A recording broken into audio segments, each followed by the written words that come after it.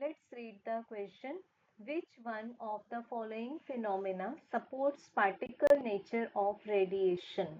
So बच्चों हमें यहाँ पर कंसीडर करना है पार्टिकल नेचर ऑफ रेडिएशन, जिसको हम कॉर्पस्कुलर थियरी से भी पढ़ सकते हैं और डी कार्टेज थियरी से भी पढ़ सकते हैं, जिसमें माना गया था कि जो लाइट है वो पार्टिकल नेचर है, कॉर्पस्कुलर नेचर पजेस करता है।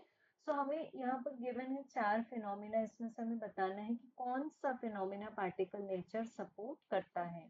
तो इसके लिए सबसे पहले देखेंगे हम ऑप्शन ए, जिसमें गिवन है हमें कॉम्पटन इफेक्ट। बेसिकली पहले कॉम्पटन इफेक्ट समझ लेंगे। कॉम्पटन इफेक्ट एक ऐसा इफेक्ट है, इसको हम तब ऑब्जर्व करते हैं जबकि एक्स रेज या फिर गैमा रेज, इनको जब हम एक मटेरियल पर बम्बार्ड करेंगे तो ये जो रेज हैं वो स्कैटर हो जाएंगे। अब स्कैटर होने के बाद में जो मेन इफेक्ट होगा कि इनकी जो वेवलेंथ है वो इंक्रीज हो जाएगी। सो बच्चों यहाँ पर कॉम्पटन ने स्टडी किया, because this is called as Compton effect. Compton ने स्टडी किया कि जो वेवलेंथ इंक्रीज होती है ये इंटेंसिटी ऑफ इंसिडेंट रेडिएशन पर डिपेंड नहीं करती। सो इसकी पावर क्या आ जाएगी? 0।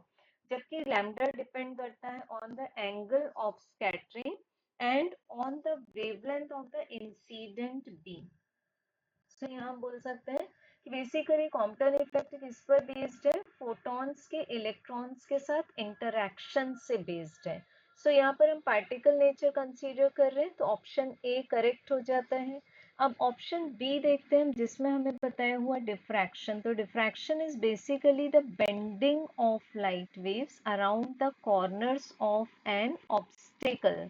प्रोवाइड करेंगे यहाँ पर हम कि जो ऑब्स्टेकल के डायमेंशंस हैं, that is the dimensions of obstacle that is near about the wavelength of the light use. तो यहाँ पर हम यूज कर रहे हैं बेसिकली वेव फिनोमिना, तो बी ऑप्शन इनकरेक्ट है। देन देखेंगे बच्चों सी ऑप्शन, जिसमें कि बोला हुआ है पोलराइजेशन।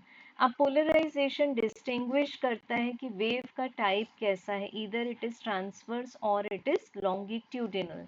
जैसे कि पोलराइजेशन साउंड वेव्स एग्जिबिट नहीं करती, जबकि EM लाइट वेव्स पोलराइजेशन को एग्जिबिट करती हैं।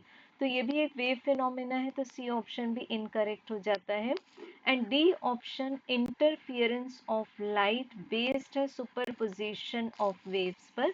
So this is based on the principle of superposition of waves. तो अगेन फिर से ये भी कैसा फिनोमिना है? वेव फिनोमिना है, जिसमें कि इंटेंसिटी रीडिस्ट्रीब्यूट होती है। सो ऑप्शन डी भी इनकरेक्ट है। So correct answer is option A. Thank you.